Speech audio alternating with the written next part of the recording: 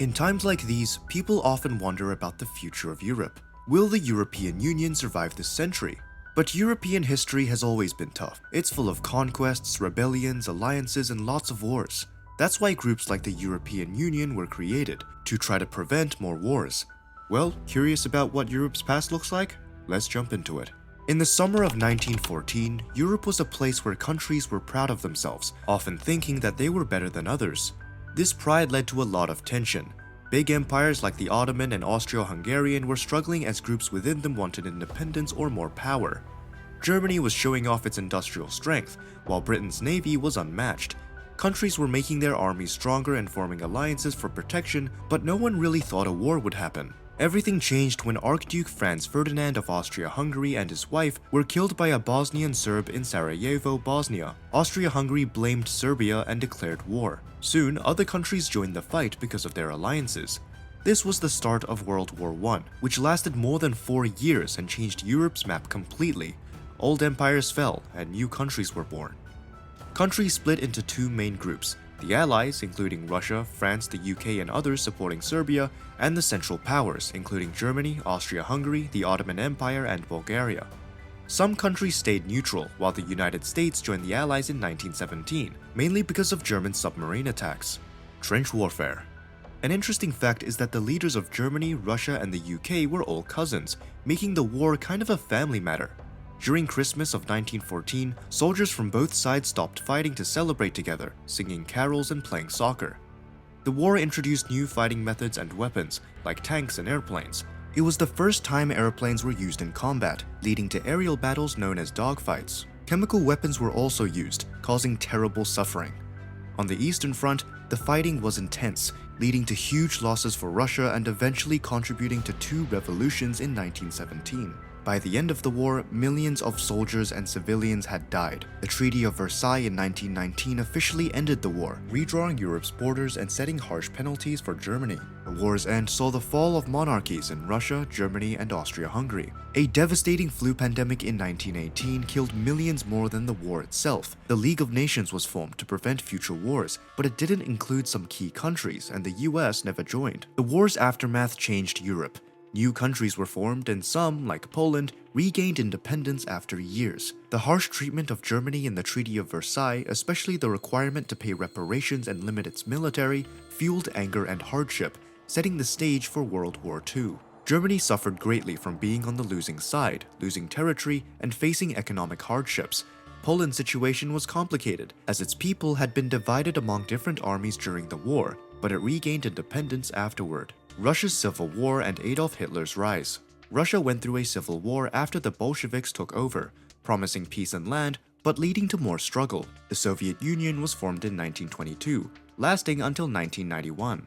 Adolf Hitler's rise from a failed artist in Austria to a dictator of Germany is a chilling testament to how charismatic leadership and ruthless ambition can lead to unparalleled destruction. Born on April 20th, 1889 in Braunau am Inn, Austria, Hitler's early life was marked by dissatisfaction and a lack of direction.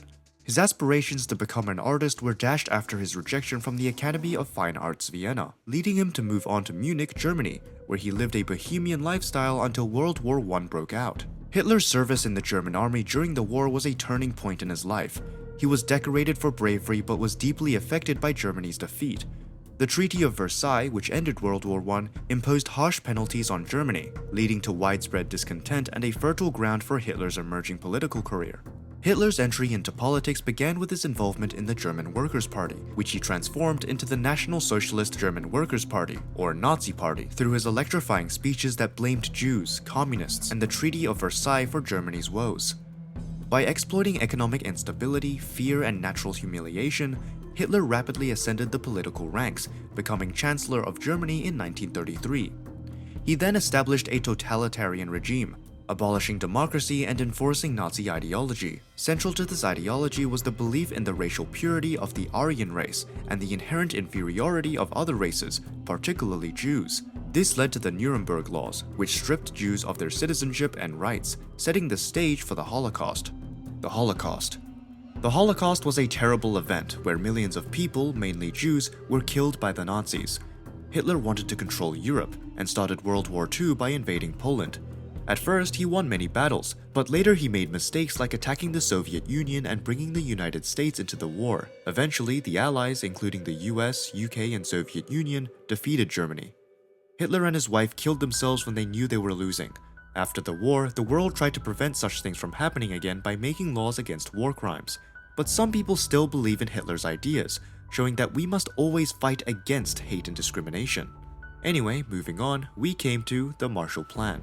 Following World War II, Europe lay in ruins, prompting the United States to launch the Marshall Plan, providing over $13 billion in aid to aid the continent's reconstruction. This effort aimed not only at economic recovery but also at curbing the spread of communism, as exemplified by the formation of the United Nations in 1945. Tensions escalated in Germany, divided between East and West, leading to the Berlin blockade in 1948 and the subsequent Berlin airlift, symbolizing the divide between Western democracies and the Soviet bloc. The formation of the European Coal and Steel Community in 1950 laid the groundwork for greater European integration, culminating in the establishment of the European Economic Community in 1957, later evolving into the European Union. The construction of the Berlin Wall in 1961 starkly illustrated the ideological divide of the Cold War era, which thawed with the policies of Soviet Premier Mikhail Gorbachev, leading to the fall of the wall in 1989 and the collapse of the Soviet Union in 1991. The EU expanded rapidly in the post-Cold War era, embracing former Eastern Bloc nations and adopting the euro as a common currency in 2002. However, challenges to European unity persist, exemplified by Russia's annexation of Crimea in 2014 and ongoing tensions in eastern Ukraine. Despite these challenges, the EU remains a beacon of peace and cooperation in a historically war-torn continent, emphasizing the importance of diplomacy and unity in maintaining stability in Europe.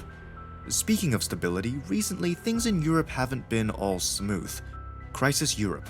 As Europe prepares for the upcoming European Parliament election, the traditional left-right divide in politics is becoming less relevant.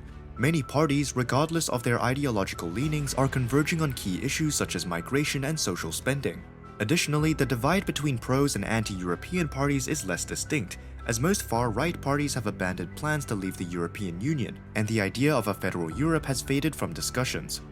In a climate where many citizens feel their countries are heading in the wrong directions, the balance between hope and fear in political strategy has shifted heavily toward fear, making it less effective as a guiding principle.